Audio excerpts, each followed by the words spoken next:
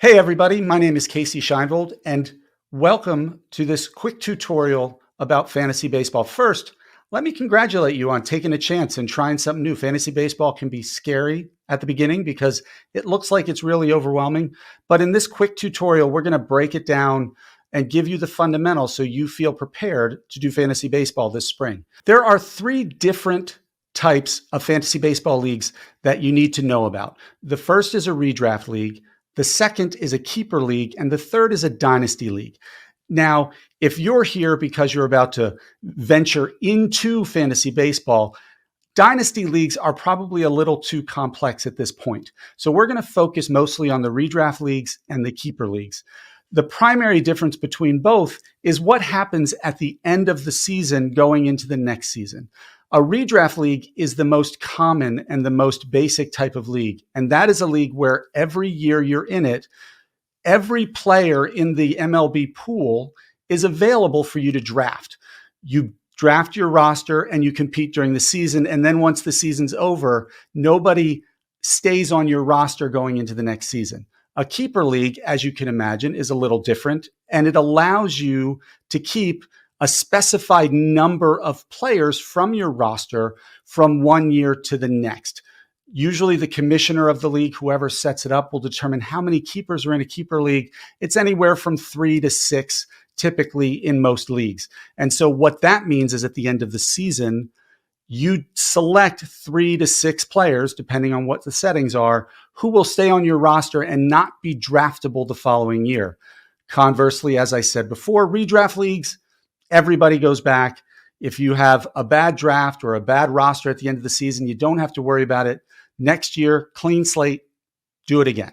So redraft leagues are the most common and maybe the easiest in the initial stages of fantasy baseball, but keeper leagues are a lot of fun too. Look into both.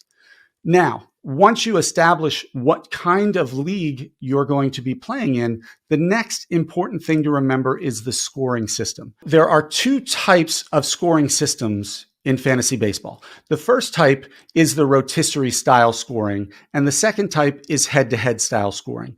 Typically, the way that scoring is done is there are 5 offensive categories and 5 pitching categories for your team to accumulate. In a head-to-head league, every week you face a singular opponent in all 10 of those categories. The 5 basic categories on offense tend to be batting average, runs scored, runs driven in, stolen bases, and home runs. And then on the pitching side, you have wins, strikeouts, saves, WHIP, which is walks and hits per innings pitched, and ERA or earned run average. In head-to-head leagues, you compete against one singular other opponent each week in those 10 categories that we talked about. At the end of the week, you add up your accumulated or averages, and whichever ones you are beating the opponent in, you get 1 point for. Whatever one you're losing, they get 1 point for. And so at the end of the week, if you've won 6 of the 10 categories, you've beaten your opponent for that week, although your record is 6-4 because you also lost 4 categories. That happens all during the regular season.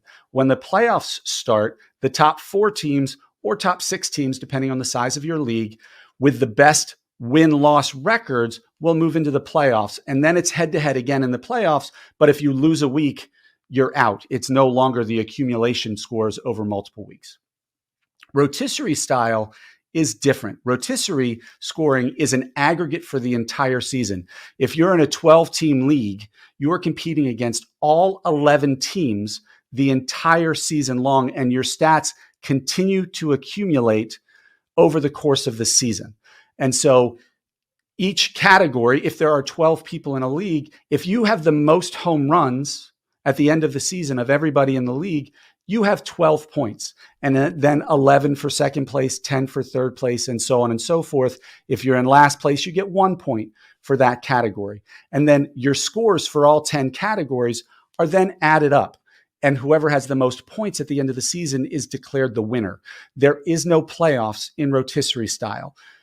What happens is, as we said, all of your stats from April or March sometimes when the season starts until whatever the cutoff date is sometime in September, count the whole season long. And it's not until your final numbers at the end that the points really matter.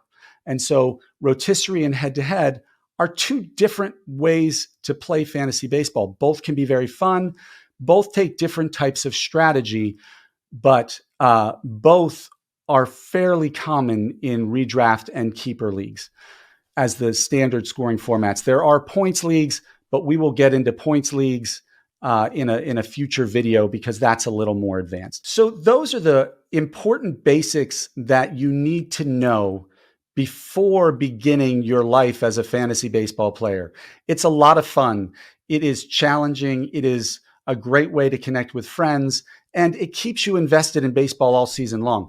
Now, there are other components to a fantasy league, and we are going to release videos about drafting, valuing players, how to do trades, how to pick up and drop players, how to evaluate talent, those sorts of things. We are here to help with everything.